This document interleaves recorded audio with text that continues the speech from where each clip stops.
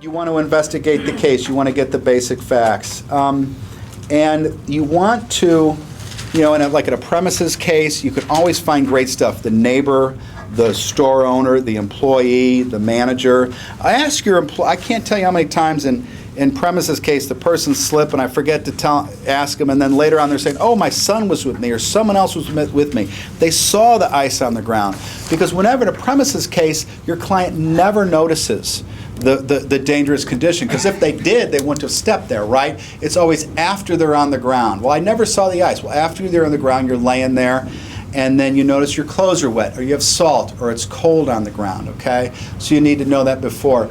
The other thing is, when you're talking to your client, and you got to be vigilant about this, is they always ask, well, weren't you looking where you were going?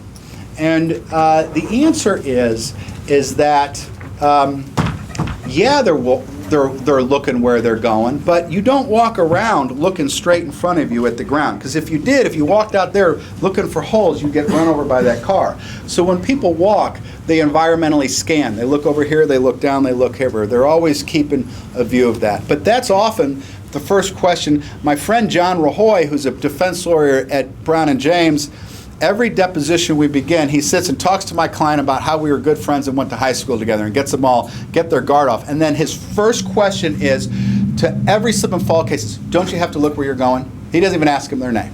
And he zones in. That's the John Rahoy trick. I'll give it to you now in case you have a case against him. He zones in on your weakest part of the case first, and it's very effective, and he's a very good lawyer. So you got to have your client prepared for that. Yes, I look where I'm going, but sometimes I'm not looking down. Sometimes I'm looking up or over here. Because you walk in a store, where are all the signs about what they want you to buy? All right, resolving the case. So, try to settle the case. Most cases settle. Remember, so you want to wait till your client has reached their maximum medical improvement. That doesn't mean they're 100% and they're great. Maximum medical improvement can mean that they have a residual disability or disfigurement or permanent pain or permanent problems, right?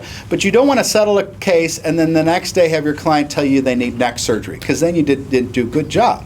So make sure that they're at their maximum medical improvement, get all their medical records and bills, send them a demand letter. I gave two demand letters. I gave, at the end of this thing, I gave you a sample petition for a premises case and an auto case. I gave you some other sample pleadings. If I gave you stuff, sometimes I think of my best questions after I leave a meeting. So if you guys have questions after this, something that I don't touch on, something you want to find out about, email me and ask me. I'm happy to answer any questions. Because you can tell how fast I'm talking. There's a lot of talk about these things, and I can't go into everything. I'm just trying to give you kind of some of the basic stuff in this presentation, and some of my good little tricks. All right, so if you're going to settle the case, so you want to give a demand.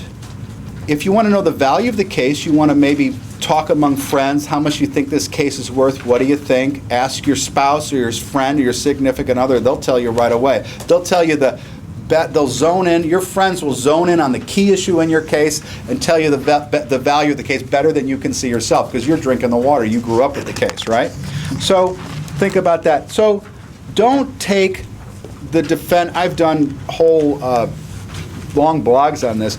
The defense adjusters have a million ways to tell you your case isn't worth what you think it is, that you have degenerative problems, you're not going to get this much money in a St. Louis County jury, billed versus paid, we're going to ratchet it down, that your client should have been, you don't have, just because they say that isn't true. I mean, I can't, be an advocate for your client from start to finish, think what you think in the case.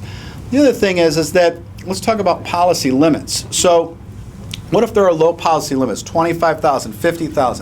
A couple things you want to think about. So one is, you want to make sure there's no excess or umbrella coverage, okay? So the homeowner may have other coverage. They may have a whole thing of coverage through American Family, so they may have excess or umbrella coverage. I don't take a policy limit demand without having an affidavit signed by the defendant they have no other insurance, or I don't settle it in litigation unless I have an interrogatory answer saying that's all the insurance. And you got to make sure that's really the deal, okay? It just can't be some lawyer saying, oh, we never have more than this. You got to conduct an inquiry. The second thing is that they may deny your claim. So whether it's an uninsured, underinsured case, or maybe they think you got a slip and fall case. So if your claim's going to be denied or they're not going to pay you up to the policy limits, think about doing a hammer letter, or a time-limited policy limit demand letter, because you could set a defendant up for bad faith.